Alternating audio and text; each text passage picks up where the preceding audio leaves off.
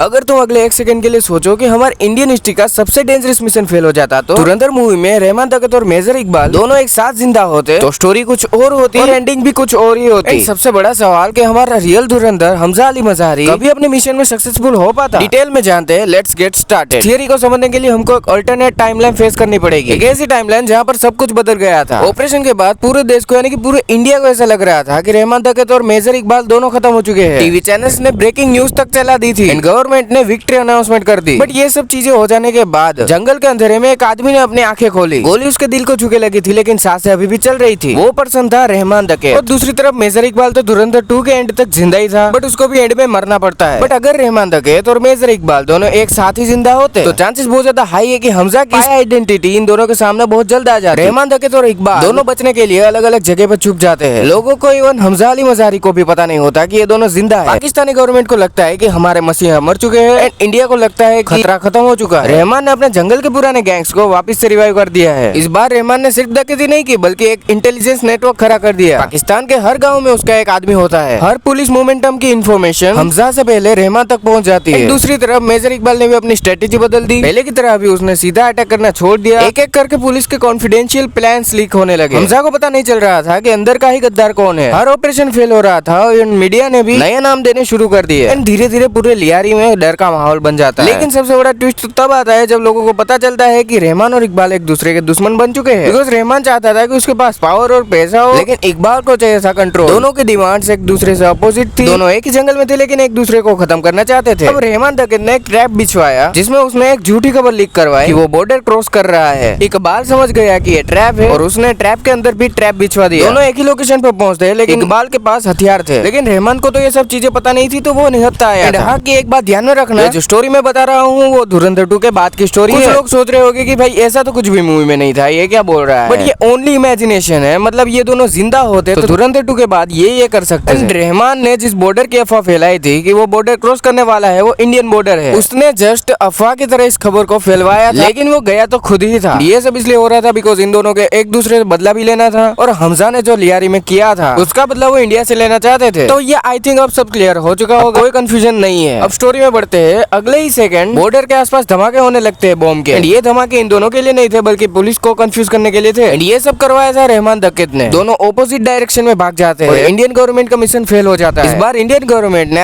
Army satellite और drones का use किया। थर्मल कैमरास तक डिप्लॉय कर दिए गए, लेकिन हर बार मेजर इकबाल एक कदम आगे निकलता। हर मिशन से पहले उनको इन्फॉर्मेशन मिल जाती तब गवर्नमेंट को ये पता चला कि असली एनिमी जंगल के अंदर नहीं बल्कि सिस्टम के ही अंदर है। इंटरनल इन्वेस्टिगेशन शुरू हुई। बहुत सारे ऑफिसर्स सस्पेंड एंड अरेस्ट हुए, लेकिन असली मास्टरमाइंड कभी पकड़ा ही नहीं गया। उधर रहमान का एम्पायर इतना बड़ा बन गया कि उन्होंने जंगल के अंदर ही इनलीगल टाउन बना दिया। कब से जिस जंगल की बात हो रही है वो पाकिस्तान की बात हो रही है। एंड इंडिया से ये दोनों कब के भाग चुके हैं जब ब्लास्ट हुए थे। लोग वापस से मजबूरी में रहमान के रूल्स फॉलो करने लगे बिकॉज वो पहले से ज्यादा पावरफुल बन चुका था। लेकिन पावर कभी परमानेंट नहीं होती। एक दिन रहमान की ही गैंग का लड़का उसके खिलाफ हो गया। उसने रहमान के सारे सीक्रेट लोकेशंस लीक कर दिए। आर्मी ने पूरा एरिया घेर लिया। सबको लगा कि इस बार तो गेम ओवर ही है, लेकिन जब कमांडोस अंदर गए तब पूरा कैंप खाली था। सिर्फ वहाँ पे रेडियो चल रहा था और उसमें एक आवाज आ रही थी कि तुम हमेशा 1 सेकंड लेट आते हो। मतलब बात समझ में आई। रहमान को ये सब पहले से पता था। फिर जाके महीनों बाद एक कॉन्फिडेंशियल फाइल लीक हुई जिसमें लिखा हुआ था रहमान और इकबाल दोनों जिंदा है, लेकिन अब वो एक दूसरे के खिलाफ हो चुके हैं। गवर्नमेंट के हाथ कोई भी क्लू लगता तो एक जला हुआ होता तो एक बचा हुआ होता। गवर्नमेंट ने इन दोनों को ढूंढने का प्लान बना दिया। मतलब हजारों की तादाद में आर्मी और हेलीकॉप्टर्स। 3 दिन तक कुछ नहीं हुआ, कुछ नहीं मिला। चौथे दिन एक अबेंडेंट बनकर मिला। उसमें सिर्फ एक मैप था और मैप में एक लाइन लिखी हुई थी, जंग अभी तक खत्म नहीं हुई, बस बैटलफील्ड बदल चुका है। ना मेजर इकबाल कभी दिखा ना रहमान तकत कभी दिखा। लेकिन हर एक नए अटैक के बाद लोग यही सोचते हैं कि शायद वो अभी तक जिंदा है दोनों। देखो अभी स्टोरी में आगे क्या होता है ये जानने के लिए चैनल को सब्सक्राइब एंड वीडियो को लाइक कर देना बिकॉज इसका नेक्स्ट पार्ट भी आएगा। एंड ये सिर्फ एक अल्टरनेट टाइमलाइन वाली स्टोरी है, इनकी रियल स्टोरी से कोई भी लेना देना नहीं है। अगला वीडियो में किस टॉपिक पे बनाओ ये मेरे को सजेस्ट कर सकते हो आप कमेंट बॉक्स में। To be continued in part 2।